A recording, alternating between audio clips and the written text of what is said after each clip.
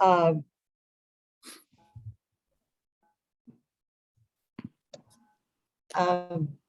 for those of you maybe joining for the first time, it's important to know that this session of Sacred Silence is co-sponsored by the Interfaith Center and the Arkansas House of Prayer. So the Arkansas House of Prayer is an interfaith haven set apart in nature, dedicated to contemplative prayer, meditation, and quiet, where all are welcome. In 2011, the Interfaith Center was established, and its mission is to reduce the hatred and fear among the world's religions by providing education, promoting dialogue, and providing relationship building opportunities for people of different faith traditions. I'm Sister Deborah, and I'm a Sister of Mercy, and I currently serve along with Reverend Stephanie Fox at the House of Prayer. And for this session, we're so pleased that we have Dr. Nick Cole, who's leading us. We'll be sharing his story, his experience in the practice of silence through centering.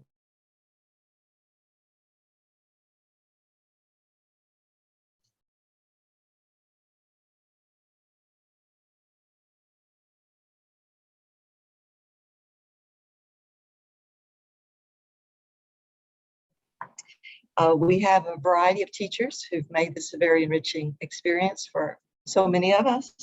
And we will, at this point, we are committed to through the month of May of 2022 for this program.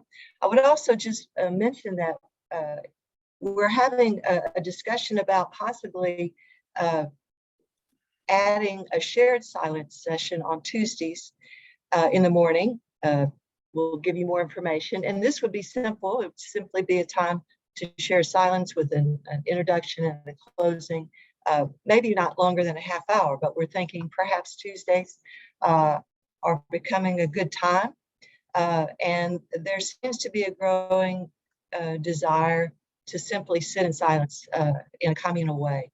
And we're hearing that from the feedback from our Sacred Silence program. So you'll hear more information about that. And so with that, I think what I would also remind folks is that we, as Stephanie has indicated, we do record every session so that we can make them available on our website through the Interfaith Center. At any point, you can simply turn your camera off and we can go from there. So with that, I want to again say welcome and thank you to Nick, and just hand the program over to him. Thank you, Sister Deborah. And good morning, everyone from Western Colorado, where it's a little earlier than in Arkansas, but not too bad. It's 3 degrees here this morning, so we're sitting close to the fire. Actually, the fire's downstairs, but I'm thinking about it. So I'd like to start this morning with a quote from Brian McLaren. What we all want is pretty simple, really. We want to be alive, to feel alive. Not just to exist, but to thrive, to live out loud, walk tall, breathe free. We want to be less lonely, less exhausted, less conflicted or afraid, more awake, more grateful, more energized and purposeful.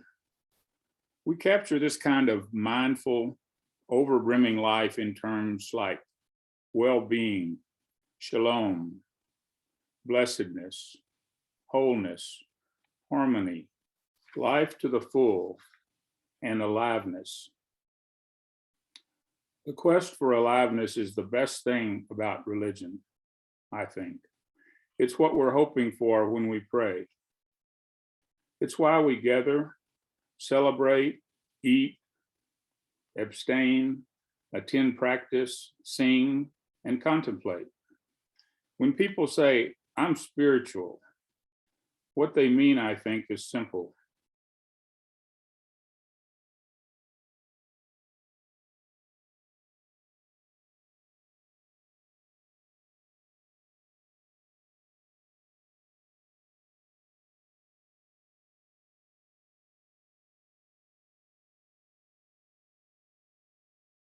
world needs. Ask what makes you come alive and go and do that. For what the world needs is people who have come alive. So I'll take another sip of coffee. Helps me come alive.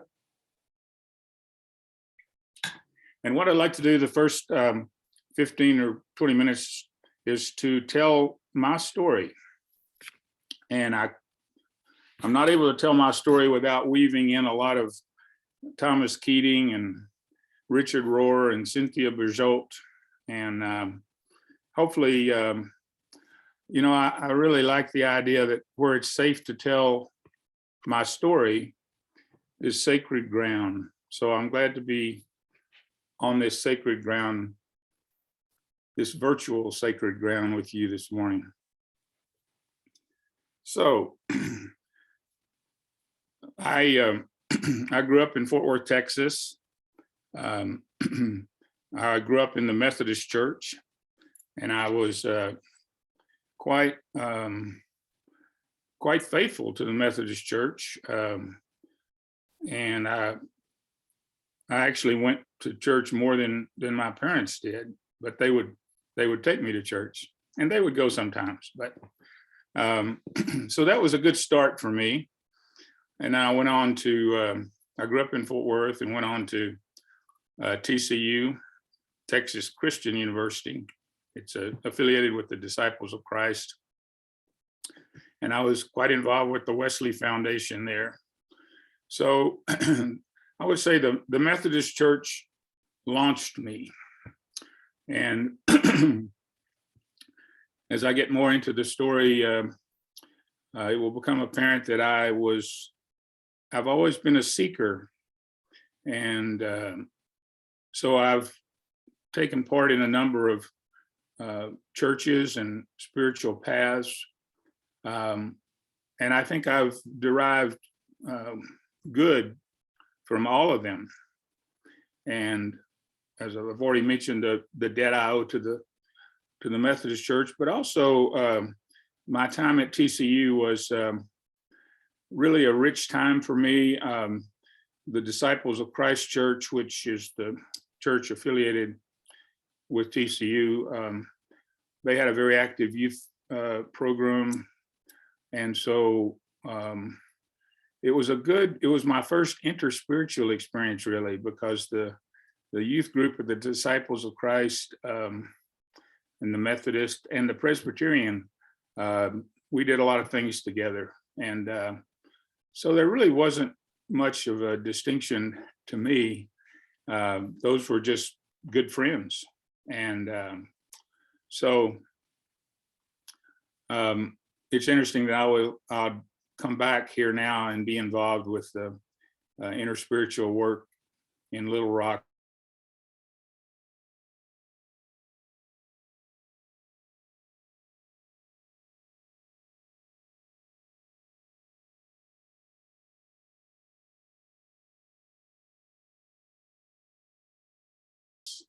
Did my medical training in Virginia. And during medical school, I really stopped going to church. It wasn't a conscious decision, but it just, I don't know, I guess I could say there wasn't time for it, but that would be dodging the question. Just not sure what was going on there. But I want to fast forward now.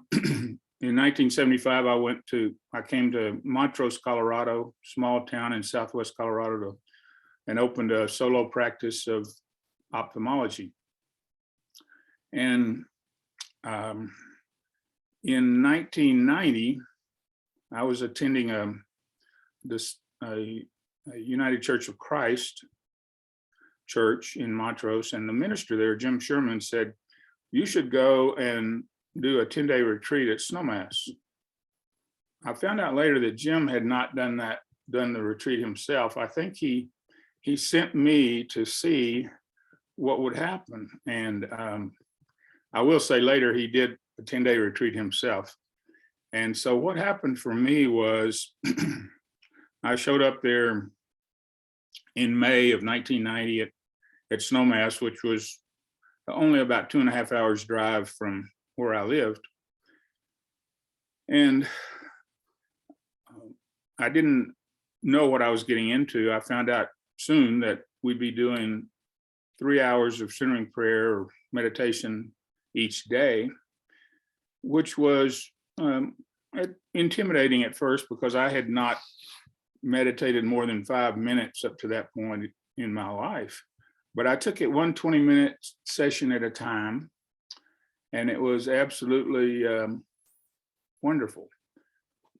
The other part that was really helpful to me is listening to the, at that time, VHS tapes that Father Thomas Keating had made, basically to communicate the psychological concepts behind the prayer and why we need the prayer. So the other interesting part of that, well, there are many interesting parts, but when the rooms were being assigned, it turns out that Pat Johnson, who was in charge of the retreats then, had overbooked. And so there wasn't a bed for me. And so we worked it out. It's a very interesting story about how we worked it out, but save that for another time.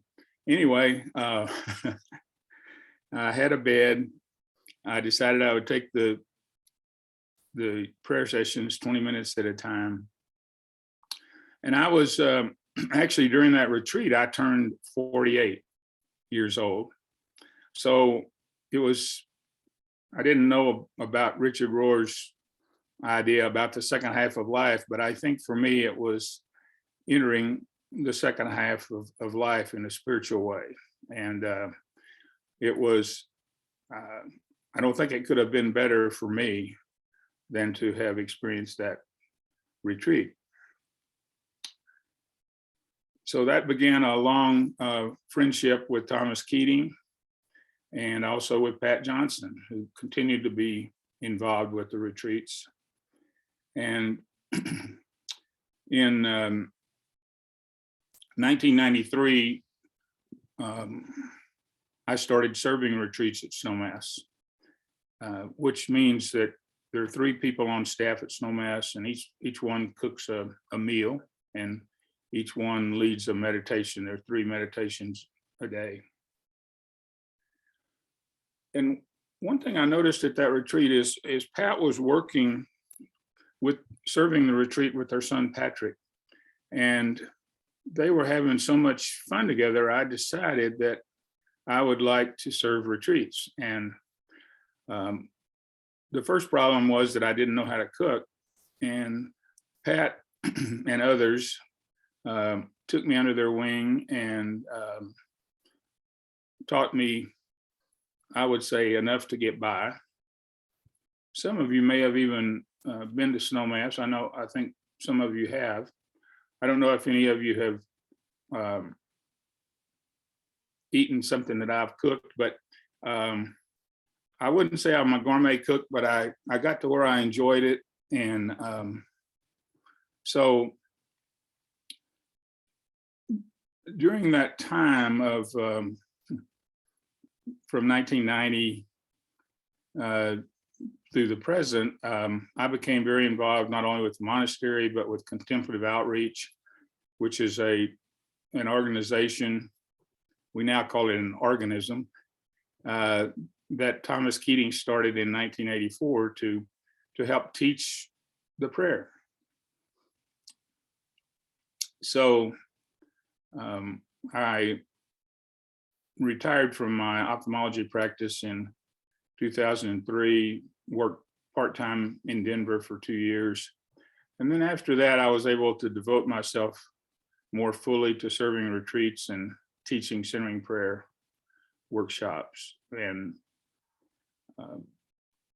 along the way, I became involved with the Arkansas House of Prayer. Actually, Lowell Grisham and I taught a workshop on centering prayer right when the House of Prayer opened. So I really value my relationship with the house of prayer. And specifically, I'll mention this morning, Sister Deborah and Reverend Stephanie, and of course, Susan Sims Smith, who is you might say, the mother of the house of prayer. And so during that time of, I guess we're coming up on 32 years from the time I did my first retreat to the present. I've been influenced greatly by the writings of Thomas Keating. I wanted to mention his first book on centering prayer is called Open Mind, Open Heart, which I would recommend. And let me say right at this point that I'm not here to try to sell centering prayer. We're here really to pay homage to the value of silence in our lives. And it so happens that my path is centering prayer, which is a method that Thomas Keating, William Menninger, and Thomas Keating, William Menninger, and Basil Pennington developed in the 1970s when they were at the Spencer Monastery in Massachusetts. So we'll talk more about, well, let me just go ahead and say that silence to me is an absolutely key part to transforming the false self. And when we think about transforming the false self, becoming our true self, the self that God created us to be, the first problem we run into is that the ego, the small self, the persona, different people have used different words, but Thomas Keating sometimes calls it the homemade self, the self that we created to make our way through the world. And so in transforming the false self, the first thing the false self is going to try to convince us of is that they can do this. They say, just let me handle it. That's the ego says that a lot. Just let me handle it. And which takes me into this quote, which is from a book by Cynthia Berjolt called Centering Prayer and Inner Awakening. Cynthia Berjolt. Would definitely recommend that equally with Open Mind, Open Heart. So Cynthia says in this book on page 130, it is commonly thought that the goal is to override or destroy the lower or egoic self and replace it with the higher self. But this is really not what is intended. What is intended is a marriage of the two, so that the lower with its essential uniqueness and the higher with its transpersonal brilliance come together as a true individuality. That's a very important point, that we're not going to defeat the false self. If we engage in a conflict with the false self, we are going to lose, because that's you might say the goal, the reason for being of the false self is to engage us and to keep us from transforming and becoming our higher selves. And that doesn't mean the false self is bad. It's what got us to where we are. It got us through the world. It is limited though.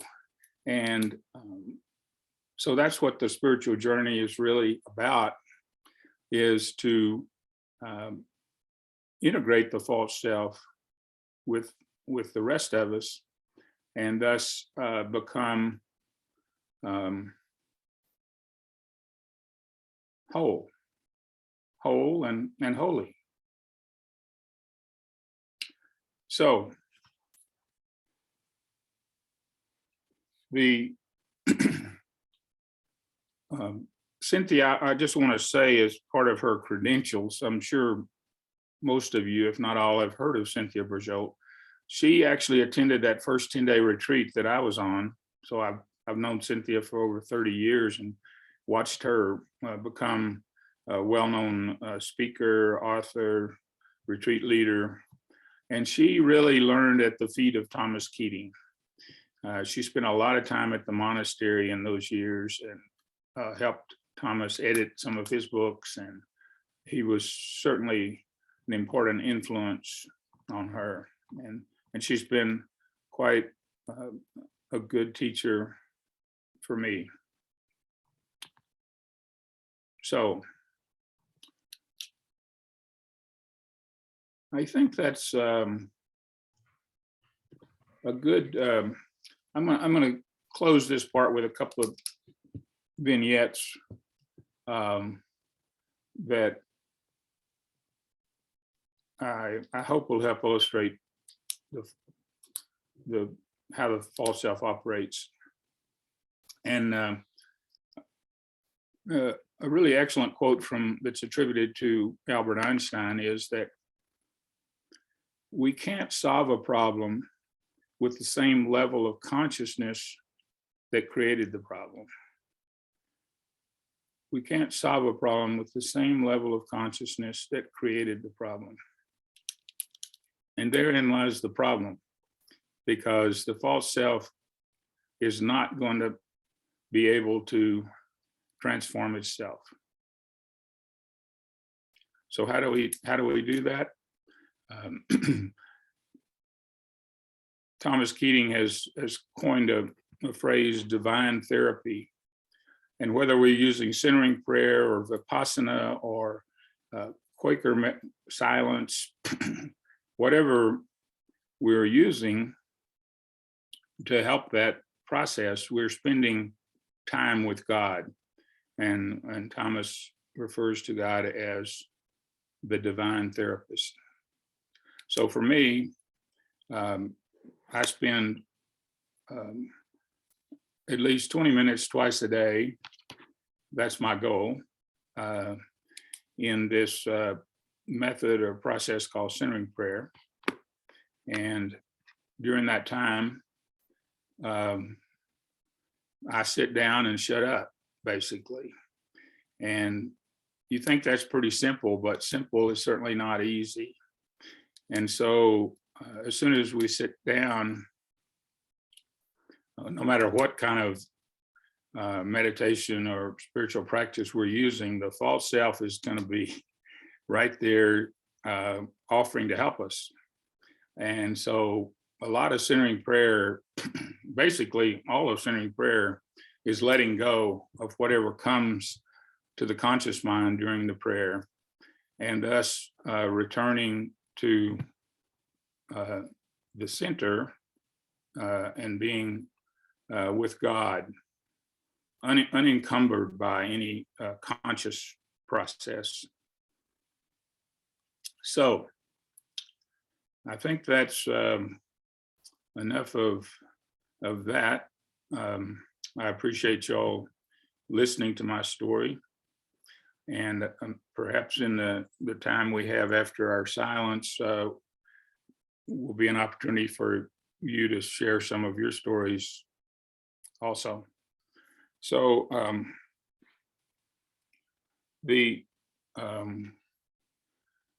like to go ahead and go into the silence now, however that is for you. And I meant to bring my gong in to start the meditation. And let me just say a word about ritual at this point.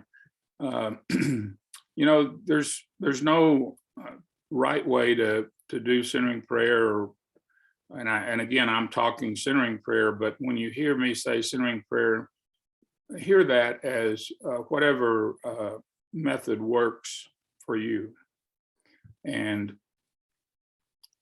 so I like to have the gong as a way to enter into the silence, and I usually say a few words, and Thomas Keating refers to this as a vestibule. When we move from our active conscious world into being with God, we need to make that transition. So in lieu of a gong, I'm just going to start with a few words, and then we'll go into silence. And then when I, at the end of the silent period, which I will time, then I'll say a few words to come out of it. And then I'd like to open it up to a discussion. So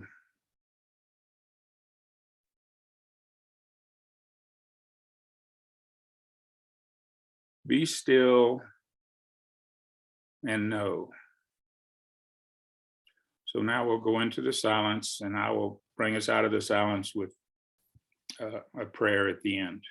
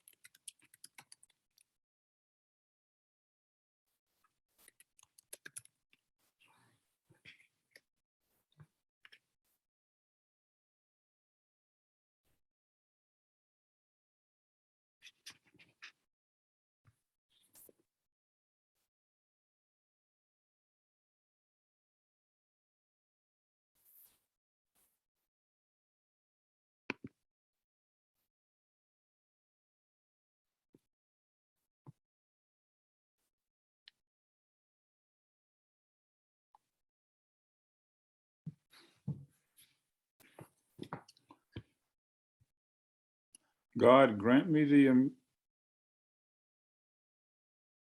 serenity to accept that which I cannot change.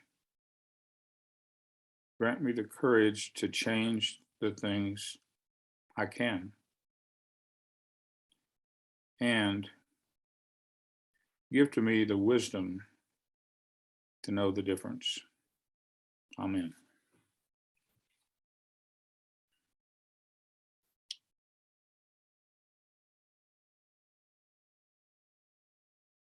So I'd like to spend the rest of this time having a discussion, seeing if there are questions or comments. And you'll notice I didn't really include in this presentation this morning any specific instructions about how to do centering prayer.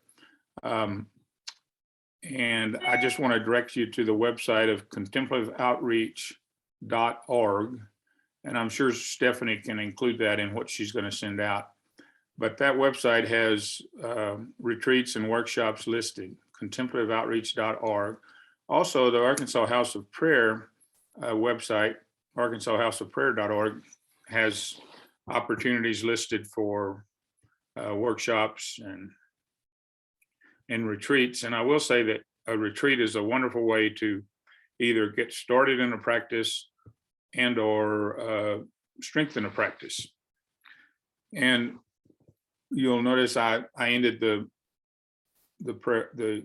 centering prayer or period of silence with the Serenity Prayer. The 12-step program has been a very important part of my transformative process. I'm an adult child of an alcoholic, and I think the 12-step program offers a more conscious way to do work on ourselves, and it's quite synergistic with centering prayer or some other spiritual practice.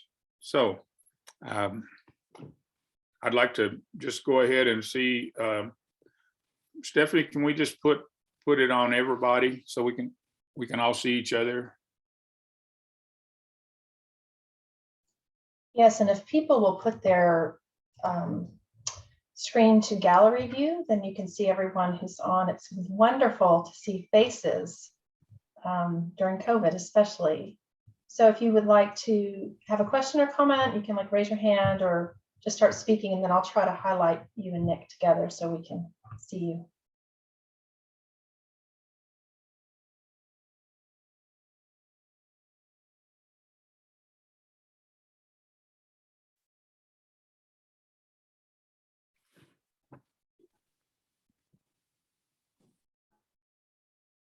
Is there another word for false self? Yes. I think false self was originally attributed to Thomas Merton, but Carl Jung talked about the persona.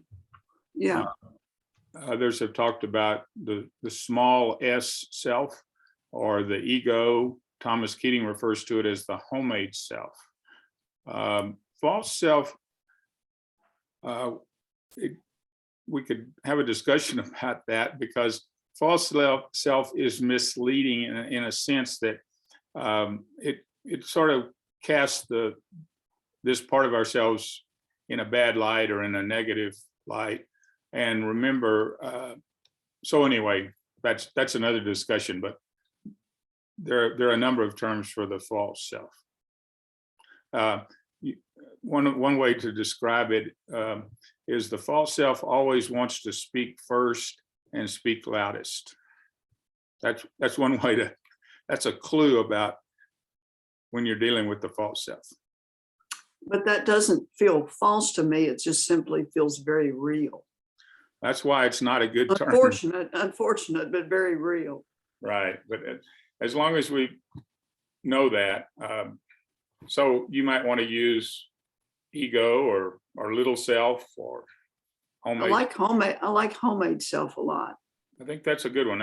That's from Thomas. Thank you. Thank you. Thank you. And will you say your name? Dana. Dana, thank you. Yeah, and if others would just say your name when you make a comment, please. Thank you. Thank you.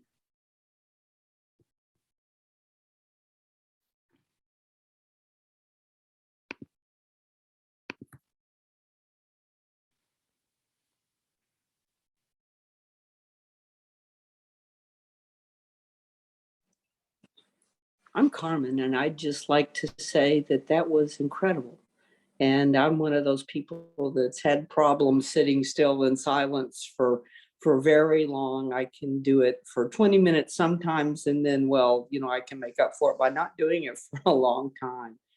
And I think your invitation, and in combination with some things I've been working on and learning, was amazing. So thank you so much. Thank you, Carmen.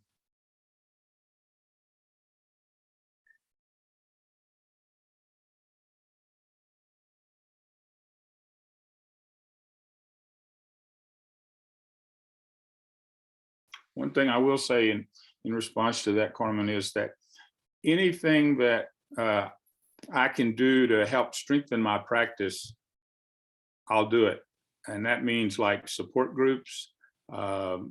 We have a plethora of Zoom centering prayer meetings. And Stephanie mentioned about the possibility of having one in this time slot. But there's something, so to me, it's much like an exercise program. If you have if you have a partner to exercise with, and you tell that person, I'll be at the gym, or I'll be out in front of my house ready to run at 7 o'clock this morning, it's much more likely that I'm going to do it. So there's an accountability. And, another way you can do it is, I met my wife, Carolyn, in 2004 at a centering prayer retreat at Snowmass, and she was already doing the prayer. So my prayer has gotten a lot more regular because she and I, one of us wants to do it, the other one pretty much always says yes. So anything we can do to help ourselves. Retreats I've already mentioned as a way to strengthen the practice, but it's not easy to get a practice started. And even now, that never, I don't think we ever totally conquer that. But one thing I will say that Thomas Keating liked to say is, you can't do the prayer wrong. The only way you can do the prayer wrong, and I would suggest this for any spiritual practice, but he was talking about centering prayer. The only way to do it wrong is to get up and leave. So you don't have to worry about doing it right. The Holy Spirit will work with you and increase the quality of your prayer, but it's very important not to judge any prayer period.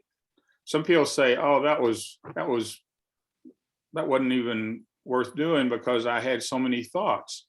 The way I look at that is, that's the exact time that I needed the prayer, because all those thoughts, all that stuff that's going on was going on in my head before I sat down. So there's no bad prayer. And you could say there's no good prayer. So. Thank you. I think for me, part of your introduction is I've been working a lot on my own personality type and tendency to create my own little haven, rather than going out into the world, taking my heart, being open and being vulnerable. And part of what you did is you invited me to look at all of this that's been going around in my head, and finding that old self persona that said, I'm afraid, and do some healing work on that. So I do have more courage to step out and take my heart with me. So it's that invitation to healing. And then you ended up with the serenity prayer, and how perfect was that for me? So thank you. Mm-hmm. I just want to say that whatever you're doing, that little part that you're working on yourself, that's good too. So it's a both and. Richard Rohr has given me the wonderful gift of both and versus either or. There's a part of me that's very joyful and out there that's afraid. And I want to take that part, but also protect it and take care of it so it can be there. So, Well, here's a little secret. We're all afraid. Catherine, did you have something? I did. I wanted to say thank you to Carmen because she described the dilemma so beautifully. As Nick said, we all are there. I wanted to remind you, Nick, maybe, or all of us, that Thomas Keating often says the first indication that the prayer is working in our lives is that somebody else sees what we haven't seen yet. So it really, the prayer time really happens in daily life as much or maybe even more than it happens in our 20 minutes. So Excellent point. If any spiritual practice is not showing up in the other 23 hours of the day, I would question its value. But that doesn't mean we don't do the hour or whatever of the practice. right. Thanks, Catherine. and for me, it's only when I step out there that I can be challenged and find gifts of joy, but also gifts of pain that have healing and learning in them. And the more I isolate myself in my own little, I can think about it all day long world. I forget, I think it may have been Richard Rohr that said, thinking about it is not doing it. And that stepping out there is the challenge and is the growth and is the place to go. Yeah. Yeah. He also said information is not transformation, which is kind of interesting from a guy who has written how many books and tapes, but information is not transformation. But it helps. Yeah, it's both and. Tools help. Yep.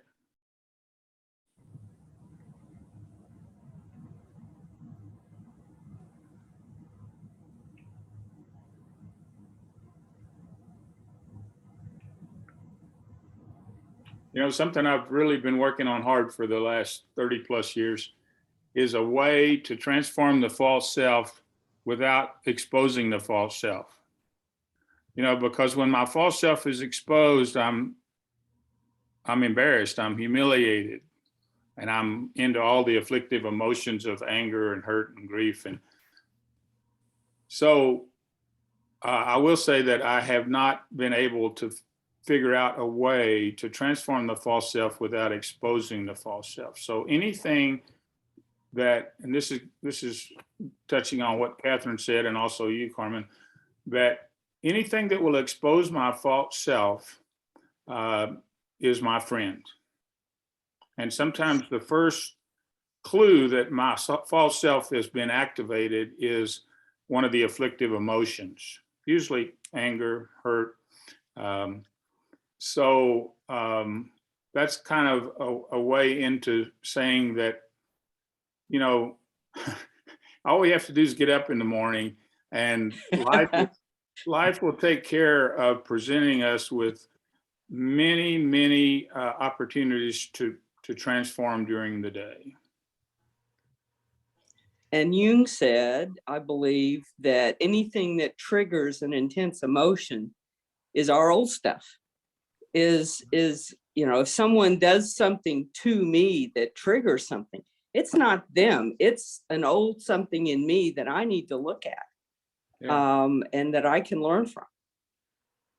I think you should be a speaker sometime, Carmen. You have a lot of wisdom to share. I'm just an intense student right now, and thank you for sharing that.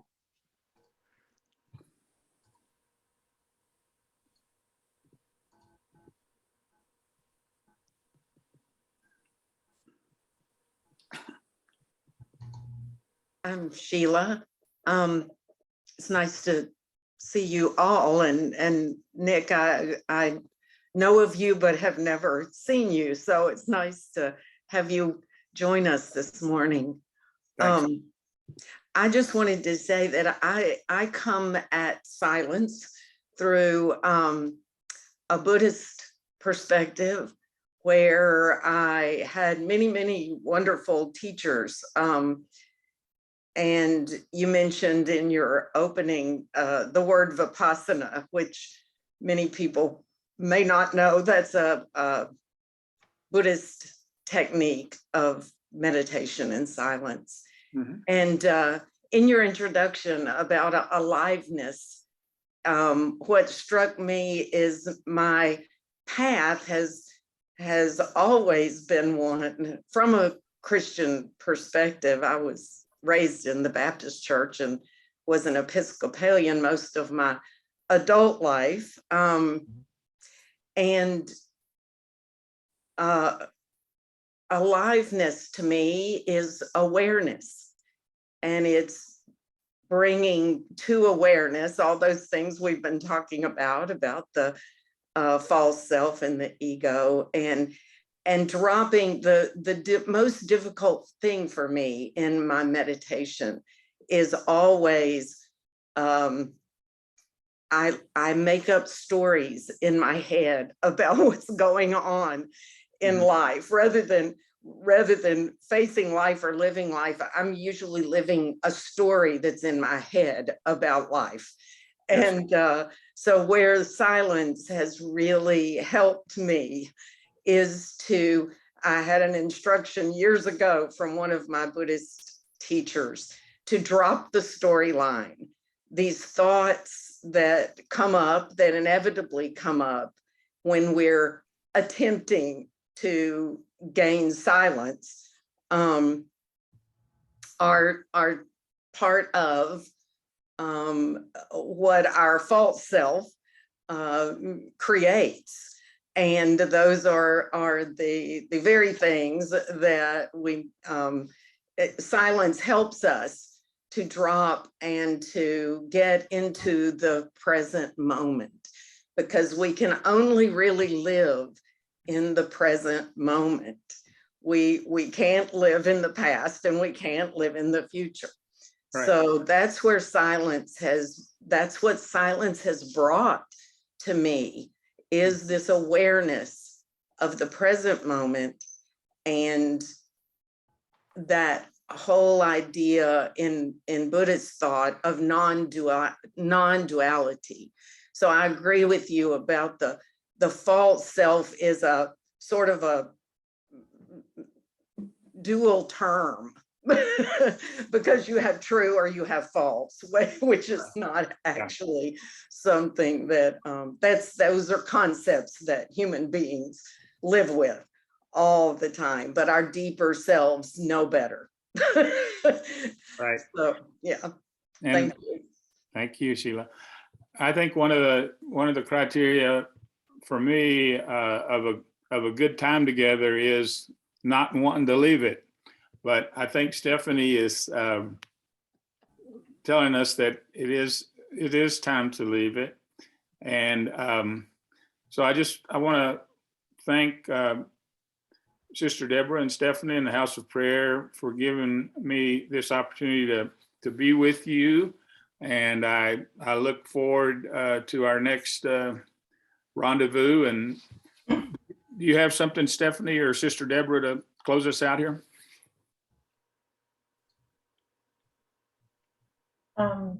Sister, did you want to close us in a prayer or something? Well, I was just thinking that we are looking forward to an opportunity to talk with Nick about perhaps a retreat later this spring.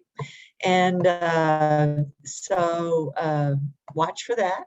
And again, thank you for the gift of each of you this morning, your presence, the wisdom that Nick offered, and what it evoked from those who were able to share this morning. We thank you for your contribution to this growing desire that we all have to strengthen our practice and to really become, integrated whole people for this world. So, so with that, thank you again. Sorry, I did want to add one thing. When I send out the email to everyone, I'm going to try to add the quotes and some of the things that were mentioned, Yes, as well as the survey, but I'm going to add a survey question that has to do with your availability to meet on other days that are not this particular Tuesday, just so as we plan for the gathering just in community for silence to practice, that I can see what might work for people's schedules. So there's going to be an additional question added to that survey. So don't go, oh, I filled out that survey 100 times this time. I'm going to add a question. great. Thank you so much. Okay. Thank All right. you. Thanks be to God. Thank you. Have a good day. Blessings, everyone. Blessings.